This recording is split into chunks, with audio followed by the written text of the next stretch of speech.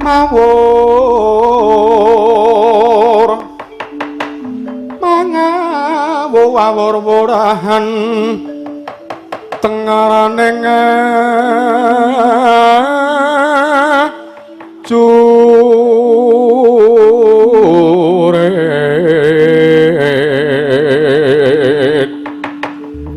kang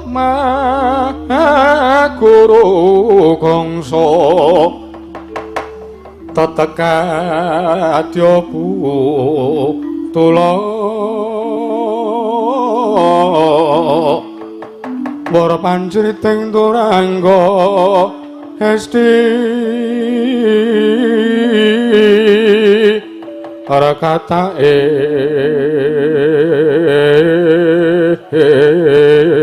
enggang tojo lelayu cepet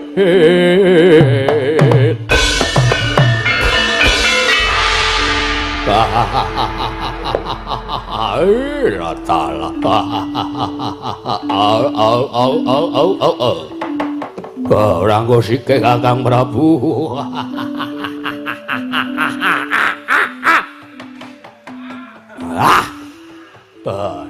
bar madang yen seger tenan nyadong dawuh timbalane Kakang Prabu Sakra Sangkara najan aku adhimu Banjar Jungun ya Dursasana nyadong dawuh lho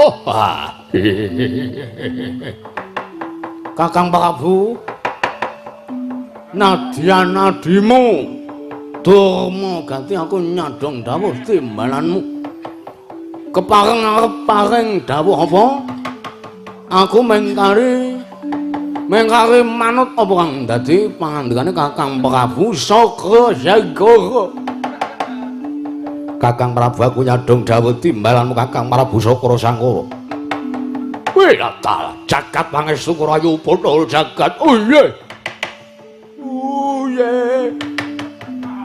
Dursasana ana dawuhmu apa Kakang Prabu wah wirang bebarang yen aku ora bantu sarta aku ora males budi marang bapa guruku ya bapa gurune awake dhewe sapa lho bapa Mrembandur ingkang dierang-erang asmana nang ngarepanku dening para Panakawan para gedibal malah nalika semana uga wis nantang marang Nalendra Baliranti Dursasana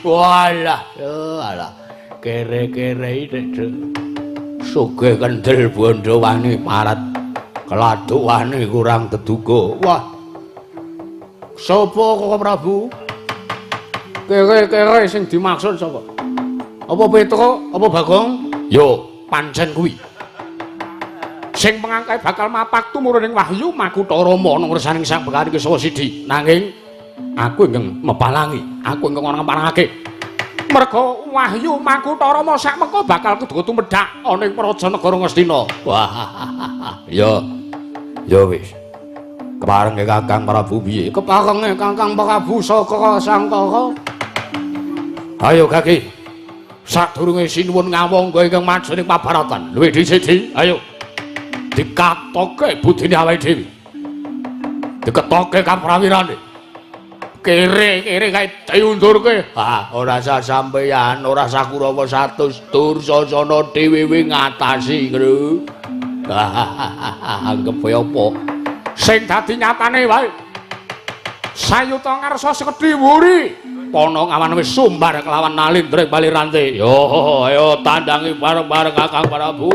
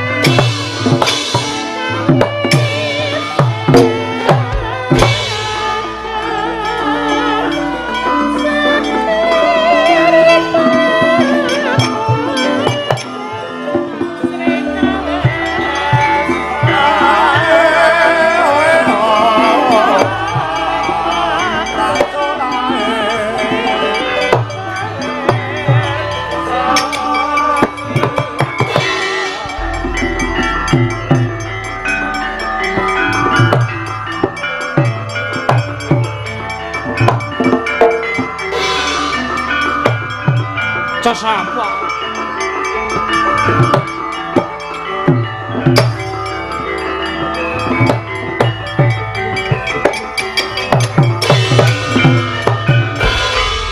Tinututi lamun katututan lamun mangsa prawira dikdaya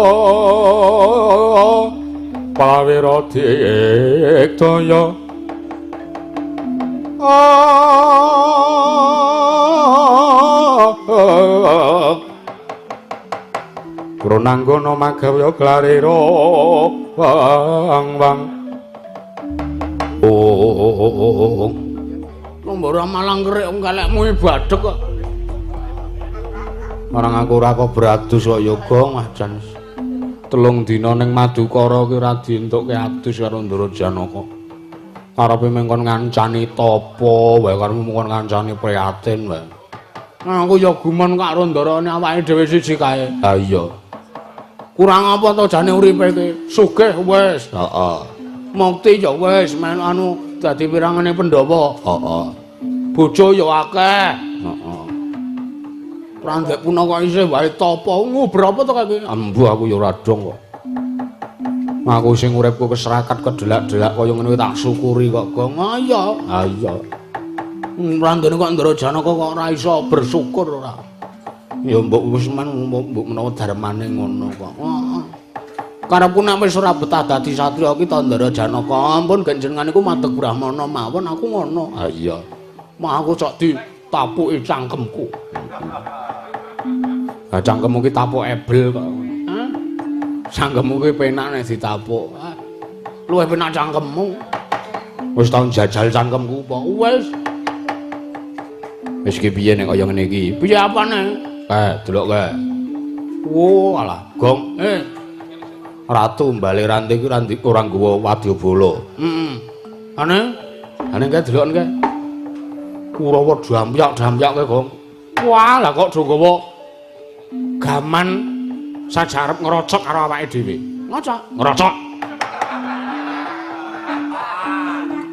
Pecah siramu. Lah kowe ngomong ya kleru-kleru ora cetha kok.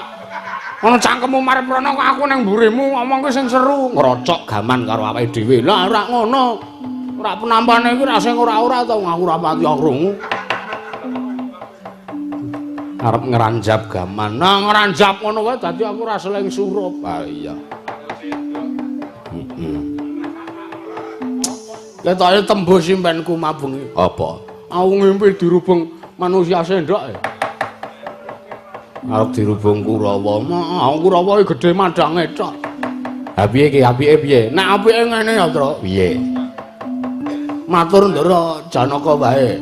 Matur piye? Iki awake dhewe mulih. Heeh, terus. Awake dhewe mulih matur apa enake den iki saingane sene sinten-sinten, saingane le sampeyan arep gaya wayu niki guru panjenengan piyambak, Begawan Durna sing arep sajak mbebeda lakune sampeyan. Ngono ya, Gong. Heeh. Ning nek aku ki arep kere iki pambeganku satriya kok. Tinimbang mundur wirang luwung nang kene mati dadi bathang tak wujuti. Karepmu rak terus kowe nek mati mungsuh Kurawa terus kowe arep dipendhem nang taman makam pahlawan ngono apa piye? Kowe iki mengkere mbok yo mawas diri. Ayo wis. Bali wae yo. Ayo. Anoman Pracandha Seta. Lho. Anoman ta iki.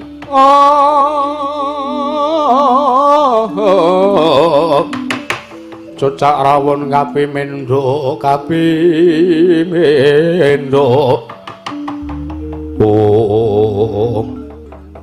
Lurah Petruk kalian ki Lurah Bagong badhe tindak dateng pundi ki Lurah? Arep bali man ngapa kowe? Nek arep nyilih det kene iki ora nggone wong dedet. Kowe keserakat kok. Musik teko mbok menawa nek wigati. Mboten ki Lurah. Kula mboten badhe nyambet arta menika mboten. Ha terus piye man karepmu piye? Nuwun sewu kula mireng menawi panjenengan menika badhe kundur kok kula malah wirang. Lho. Wirang sebabe apa? Nuwun sewu. Panjenengan kekalih menika ora nglabuhi dhateng ndara kula. Inggih menika pun Ndara Janaka inggih Raden Janaka. Heeh, terus Lah nuwun sewu.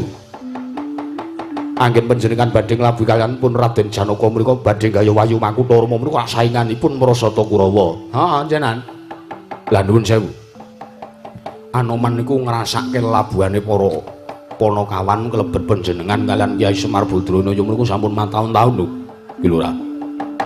Kula menika sampun kathah dipun biyantu kaliyan pun para Panakawan. Ugi para Pandhawa menika ugi sabiyantu dhateng gesangipun boten repoting gesangipun ingkang abdipun Anoman. Terus karepmu menawi dharaturipun ingkang abdipun Anoman panjenengan boten sisa kundur cekap lenggah ingkang sing wonten mriki mawon. Ideping tekad kula menika badhe males budi, males anggen kula gadhahi utang budi kaliyan panjenengan Ki Lurah Petruk Kantong Bola kan pun Ki Lurah Bagong mriku. Terus kowe arep ngopo, Man? Kula badhe ngunduraken Marasata Kurawa Ki Lurah. Sik, kowe omong ngono kuwi tenan apa ora? Ih, estu lahir terus sing batin. Metro sang gedwel be.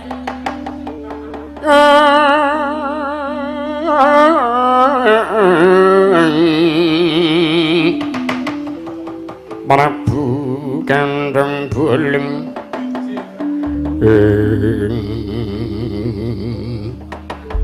Tak kira nek kowe arep suluk gawe cakepan Petro Kemijilen. Wis lambungmu. Petro Kemijilen yaene kok wis mijil ora. Ya, man tak sekseni. Kowe iki pendhita. Arep kowe wis ngracut busana satriya, arep kowe nganggo busana pendhita ana tembungan sabda Brahmana Raja. Nek nganti aturmu iki mengko wala-wali sing dadi sabab sengsara urip Anoman dudu kok Petruk ning sing gawe jagat. Kula lair lan batos. Kula sagah nampi paukuman saking ngarsaning Gusti menawi kula atur dura Ki Lurah. Ya wis. Nek pancen lahir batin aturmu kuwi arep mbantu karo Petruk karo Bagong, ya kono tak sawang jogetmu, Man. Nyuwun pamit. Hati-hati.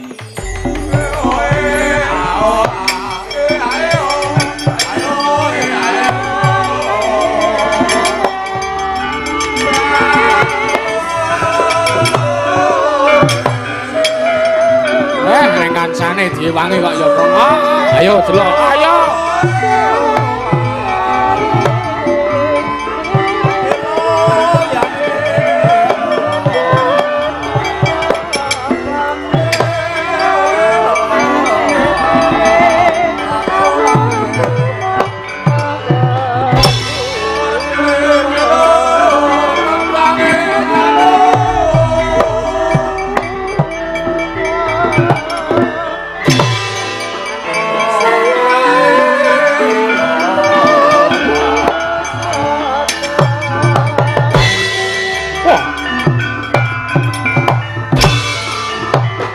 Anoman iki marat.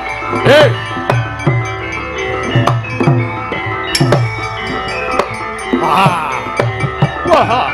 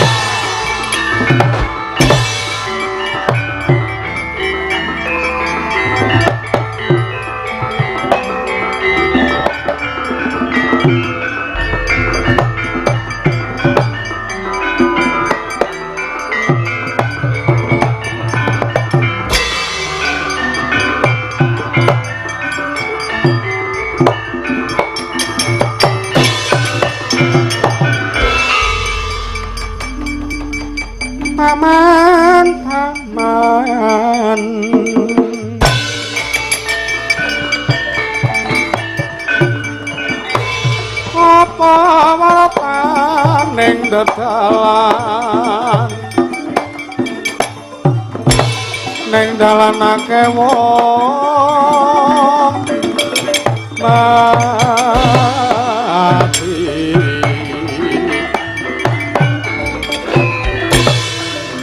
mati keneng apa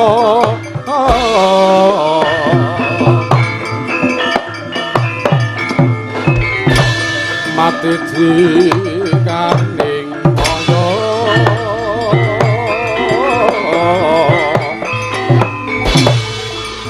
suto caca mranteng kikir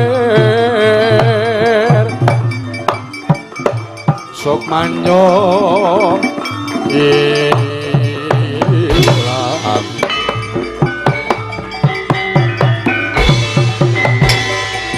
paraganya terus linteng.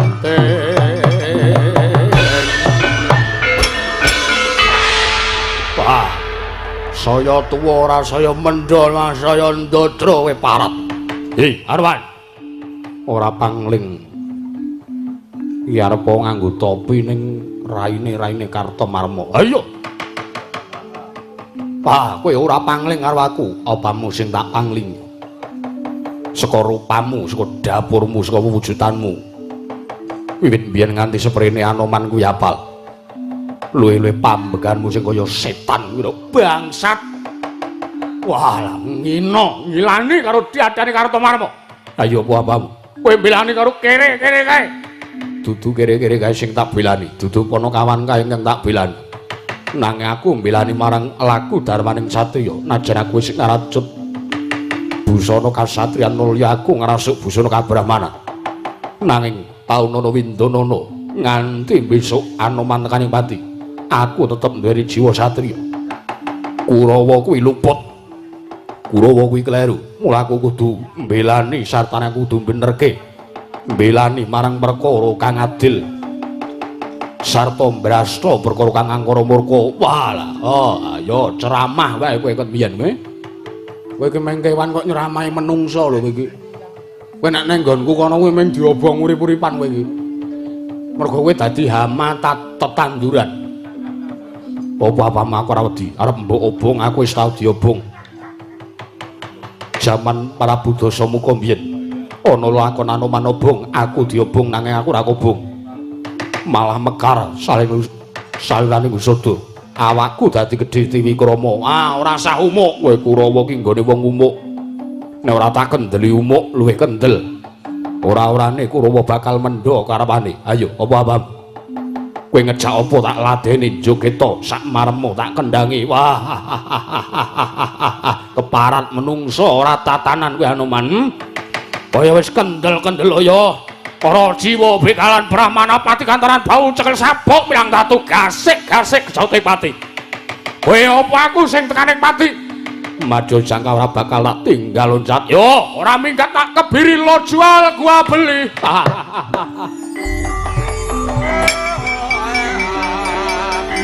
Cahdas.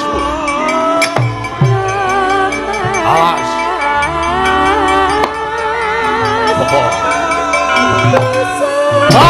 Woi. Waduh.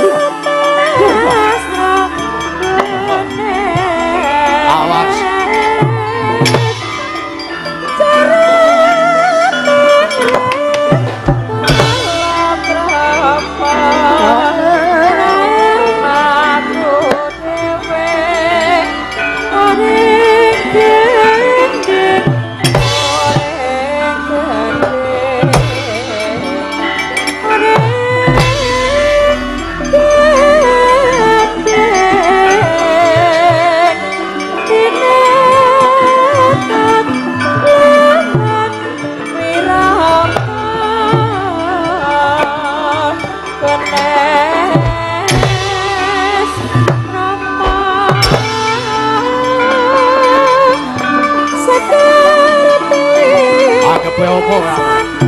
Wis dikoyo dhewe. Mas. Hi oh hanya. Hi. Oh hanya. Weh. Oh ha. Weh.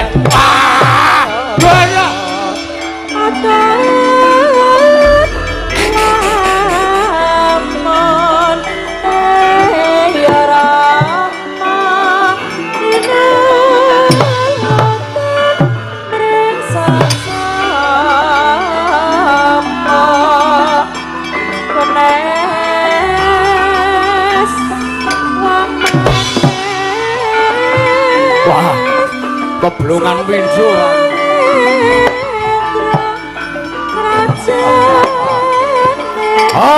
Hei.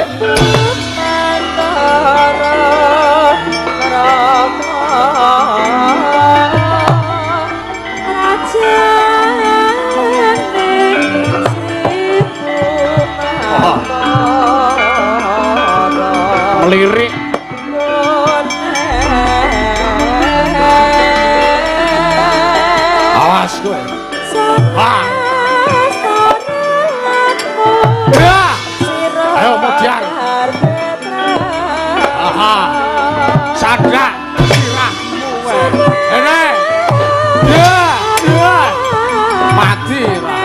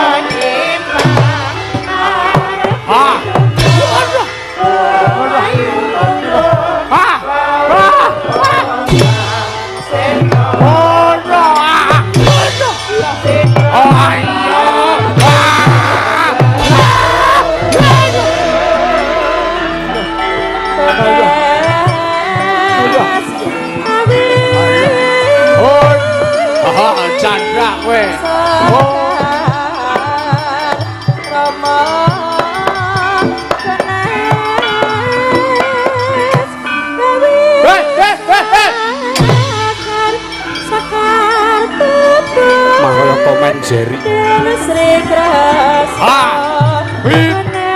Oh hanya. Oh wah.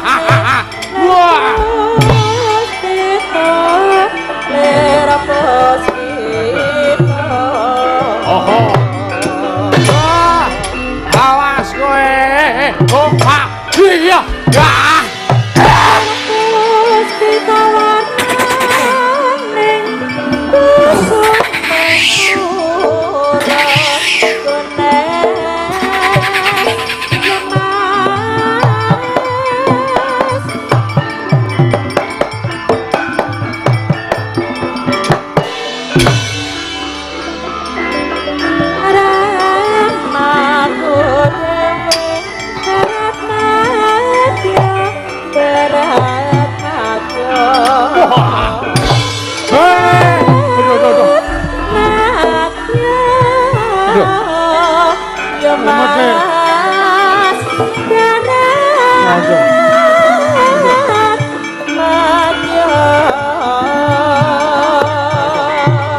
dikira aku ora iso males kok. Rene.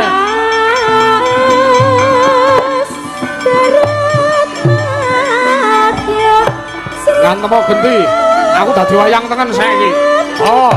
Oh, yo. Ha. Yo ngantem kok. Oh, yo. Ha. Yo. Sirah aja mung trimo dodo. Ayo. Ayo. Hei. Ayo piye? Iki saate aku males. Oh, oh, ya, ya.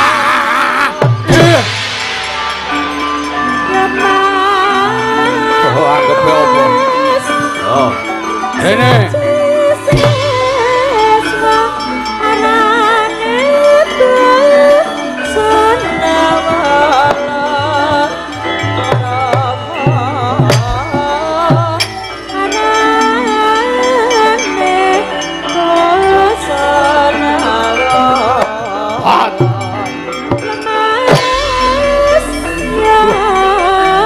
Senang saja.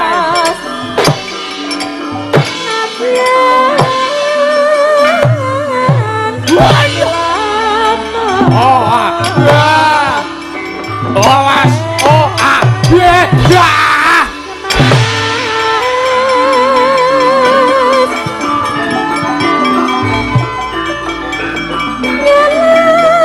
Waduh.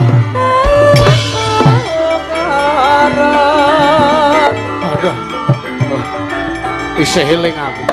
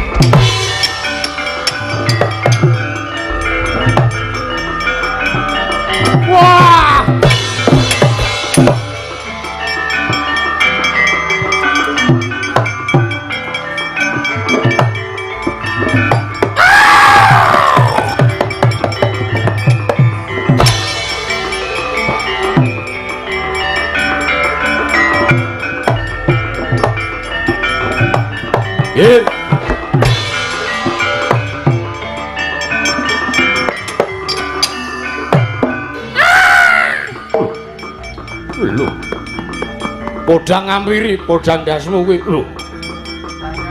Iki manuk iso omongan. Ayo apa-apamu? Garuda Mambira tandhing ana wah. Sugih kendel Bondowani. Derajatmu ki mung kewan arep mungsuh satriya kaya aku. Apamu sing tak wedeni? Hei!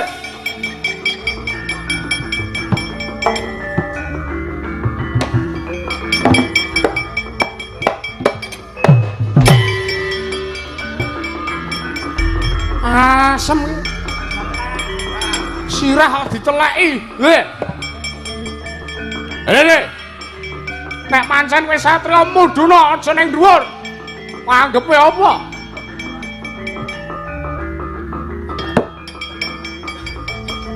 Wah!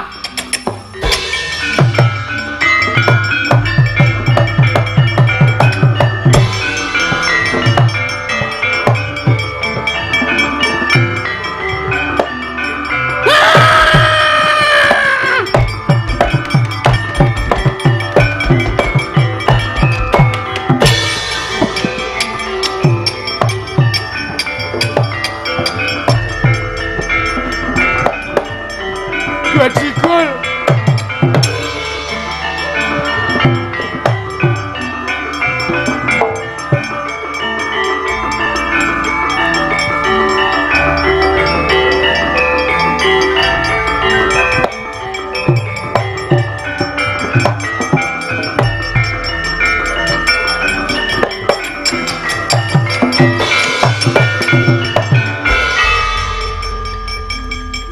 Kok mundur le? Ana wae iki urung tatu kulitmu. Kowe urung sengkleh pundakmu. Cangkeme mbok sing apik nek omongan kuwi le. Lho. Wong tuwa kok malah dicangkem-cangkemke. Ora sida perang lho. Ah ngapa kok ora sida perang? Mungsuhe gajah. Ana karo gajah kok wedi lho. Sik. Apa? Iki rak dalam rangka. Dalam rangka. Iki rak ceritane ngundurke Panakawan to. Heeh, anu ya, anu nggih. Ha kok dadian ning gajah barang iki. Ceritane niku ngeten. Heeh. Cantrike Begawan Kasiden niku Kesawasidi. Hah? Kesawasidi, ora kok Kasiden. Dudu Kasiden, dudu. Oh. Kesawasidi cantrike niku ra kewan-kewan. Heeh. Terus cantrike niku bangsa Anoman. Heeh. Terus kula wau keti enten Garuda Mahambika barang. Terus niku gajah niku sing maju. Lah mulane kula wedi mundur nyuwun solusi panjenengan. Lho. Dur. Anu pripun? Kowe iki nek dong iso muni R, nek dong ora iso muni R. Nggih ngoten iki kula niku. Kula niku wonge dong-dongan kok. Nek dong kanca, nek dong ora. Nek dong nerima, nek dong ora. Ngoten niku. Pokoke wiwit bulan wingi niku kula mangkat wayangan teng pundi-pundi niku sakniki ming dhewe. Wis ora karo kanca. Oh, lah biasane kae kanca nika kanca, kancamu tenan. Nggih. Lenang Dede sing wedok. Ora lak kancamu ki sing lenang kae to.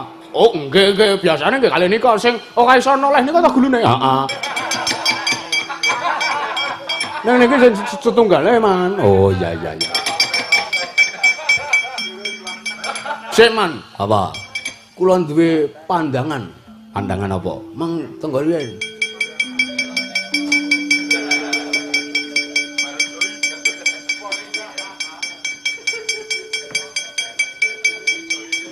Delok niki. Apa iki wong maju perang kok nggawa mercon? Mercon niki ampuh, Man. Ampuhe. Niki kula jejelke teng telalene gajah nika. Heeh. Posisi mercon niki ajeng urip. Heeh, terus gajah mbledos. Sak telalene sak sirahe gajah mbledos merga dayaning mercon menika. Arep tok jajal. Ajeng kula jajal. Kula pun ngesaki rek kok. Dadi iso muni R kuwi. Iso dong-dongan. Kula niku dong-dongan. Kula pun ngesaki rek. Nah, napa? Mang delok, Man. Iya. Anggepe apa ana gajah kok nyepelekke karo Durma Ganti kok kepakat. Amuk Suramarta, Jaya Marata imbangi ing padha-padha. Gajah Elepen. Sapa? Gajah Elepen. Gajah Setu Bondo. Lah, Elepen iku bahasa Inggris. Oh iya. Sa Inggris lu. Ya kaya kowe. Telalemu tak bledosi mercon mati dening aku kowe.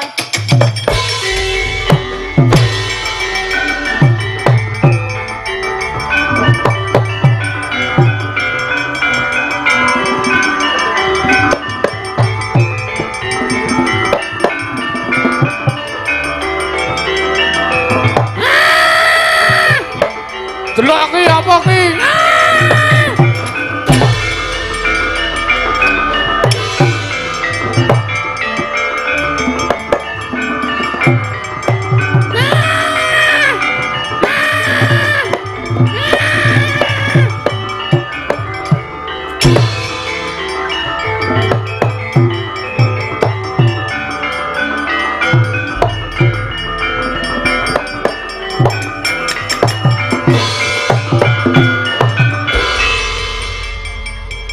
Maksudnya apa? Gajah semono gedene mungsa Dharma ganti semene cilik kok kowe jireh getih wedi mati kowe, malah mlebu guwa. Ayo, aku ngerti kowe, kowe ketok telalemu kowe. Telale kok buntet. Nek biasane telale iki anu ae. Kaya irong ae, bolongane iki wanengen iki bolongane kok ming tengah ngono. Weh, kudu telale, Dek.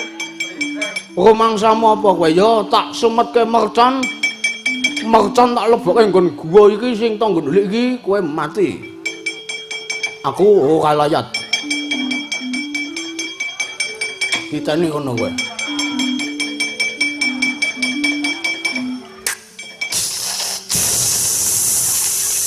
Mati kowe. Yakin modal tenan kowe saiki. Lu.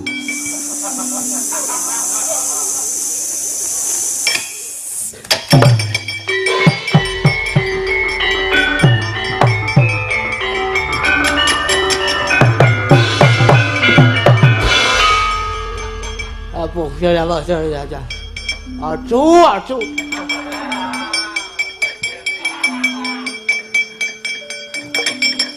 Piye, Dur? Oh, gajane, Wan. Ora kuwi kok. Cangkemmu mamrak-mamrak cangkemmu iki. Jirit asih. Gajah cepe nek jenenge, Wan. Ngapa kok dadi nduwer? Nek nduwer niku kepiye? Juwer niku kegiye, iki saya pakas. Ha ngapa? Piye gajahe wis mati? Alah, mbok men mboten. Jare tak bledosi mercon.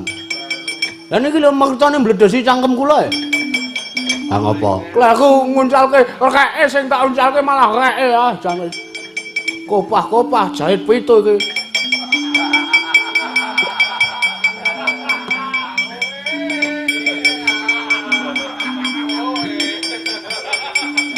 Kowe kok aneh-aneh to, Dur. Mboten kali aneh-aneh, Man. Kula niku kebledosan mercon, ora tiba, mboten.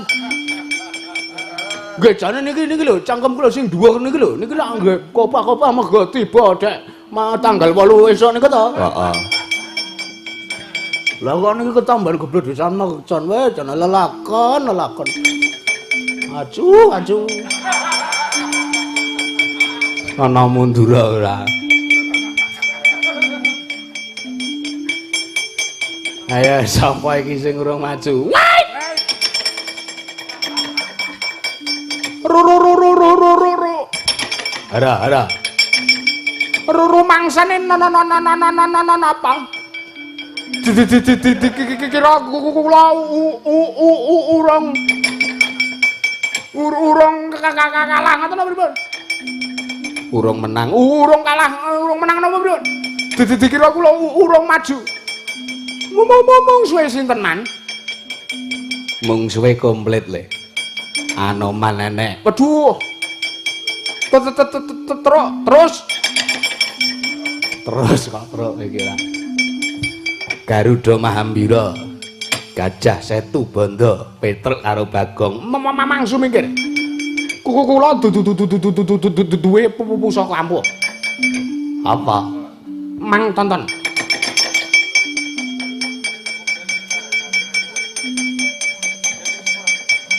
Mengerian niki enten baterene soalnya. Niki. Apa kuwi kok ngelembreh? Lho nek pun diombeni pakani ndok bebek mboten ngelembreh ngoten niki. Niki lho. Niki enten saklare nek kula pencet mangsamang. Radi mriki sampean. Oh iya. Pak ndelok pusakamu kok apik. Apik mawon. Mangsawang medun. Heeh, iki kok kaya bathok. Dudu. Nene iki sesanes bathok. Lah apa? Pun pokoke mangsawang kula pencete saklare. Iya. Oh. Lho. Kok alon-alon ngadeg. Nggih ngadeg niku nggih alon-alon. Mboten iso dipeksa. Oh, iki tak pencet pisan ngene iki. Nggih, tak tambale kula pencet pisan ngeten iki. Heeh. Terus nek mbok pencet pindho ngeten iki.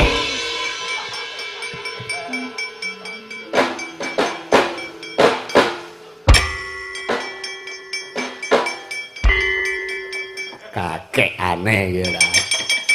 Wong tuwa diplekodho ora. Ngapunten an rada mundur sampean. Iya. Niki lho Mang Delok, kula pencet. Ah. Ah ngeten niku. Oh ya ya. Coba meneh. Ngeten iki. Ah, des. Ah, des niki kula iso ngantem tanpa menyentuh. Oh ya. Sing nyambut gawe pusaka kula niki Mang Sumikir, Petro kalih Bagong tak ndang.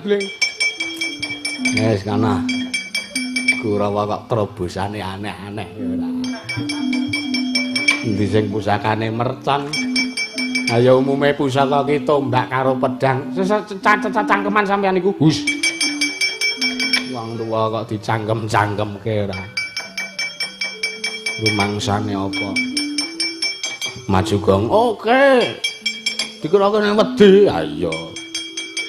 Delok kae citraksi kae. Heeh, mbuh kan nggo apa kae mbuh. Widyandara Cintraksi. Iya Petro. Nggih. Ngastana apa niku Ndara? Pupune sinten? Pusaka. Tak kira nek arep dum-dum pupu. Kula arep wae. Eneng pupu tuwek. Hus. Tuweke tawake. Petro. Pripun Ndara? Kowe kuwi batur. Nggih. Aku bendaramu. Terus kewajibe kowe nyengkuyung karo aku, kowe misungsungake bekti karo aku. Serananipun kowe gelem tak antem nganggo pusakaku ya Petro. Oh nggih, nggih. Manut kula niki ming batur kon ngapa mawon manut kula. Wah niku sarung tinju to, Den. Bener. Coba mawon diantemke teng kula. Kok sik tak pencet. Nah, iki tak pencet iki, tak pencet pisan ngene iki. Nggih, ya. Gek nganteme kapan? Delok iki. Weh, lah apik ngoten. Niku otomatis. Oh, otomatis. Nek baterene arep tuku ya. Mbah. Ajeng kula nggih napa? Mbok menawa nggo nampuki bojomu. Iso kula tapuk dhewe. Nganggo apa? Lontrong gondro. Wong kok aneh-aneh kok ora. Wong kaya ngene iki ora main bojo kula.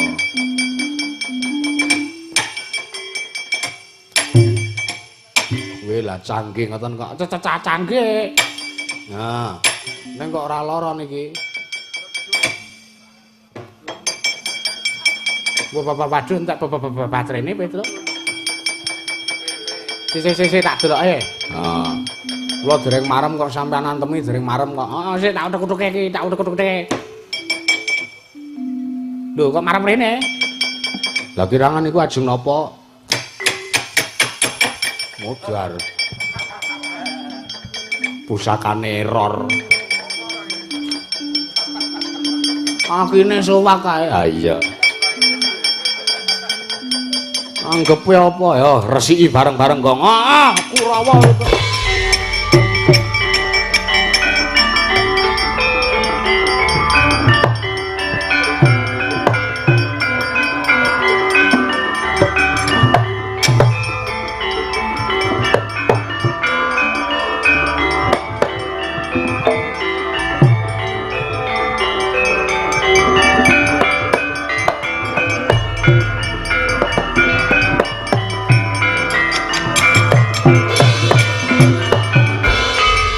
Paman Sengguni kula wonten dawuh nggih.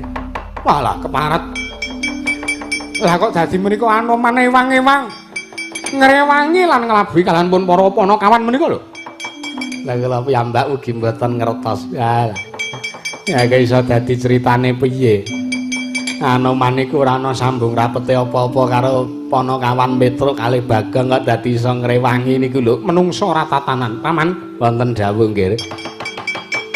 Panjenengan kula aturi lenggah wonten mriki ingkang sekeca. Nggih, keparengipun. Menika Anoman ingkang mibar wonten Gegana.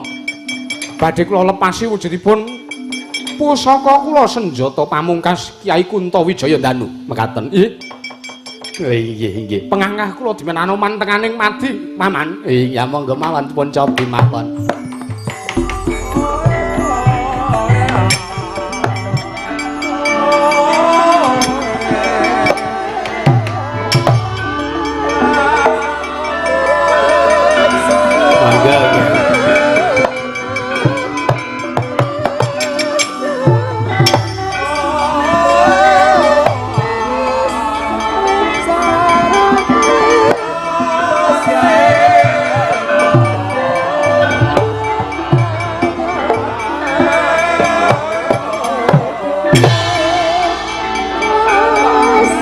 Dening aku kowe.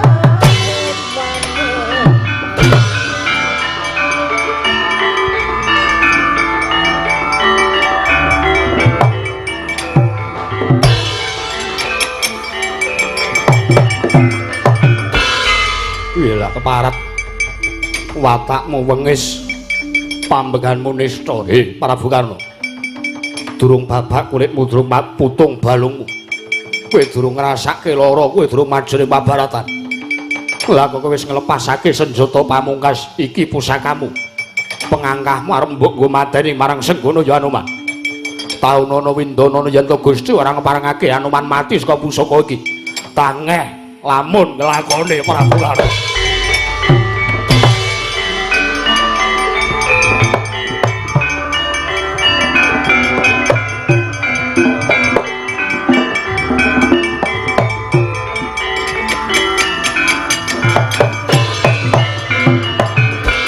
Sirine serat iban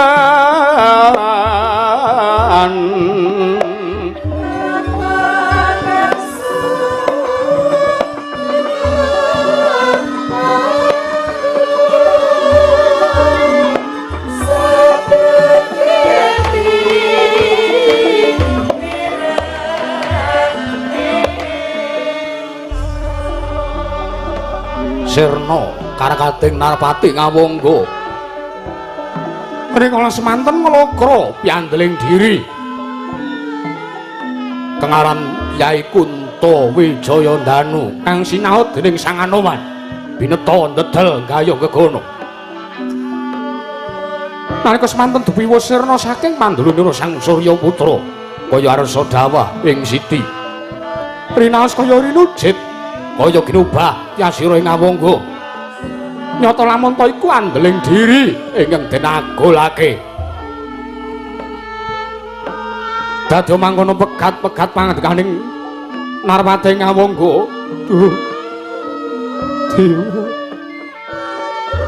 Dewa Batharaning Hyang Batharaning jagat Hyang Agung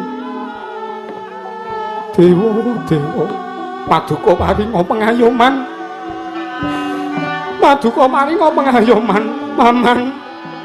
Paman kados pundi menika Paman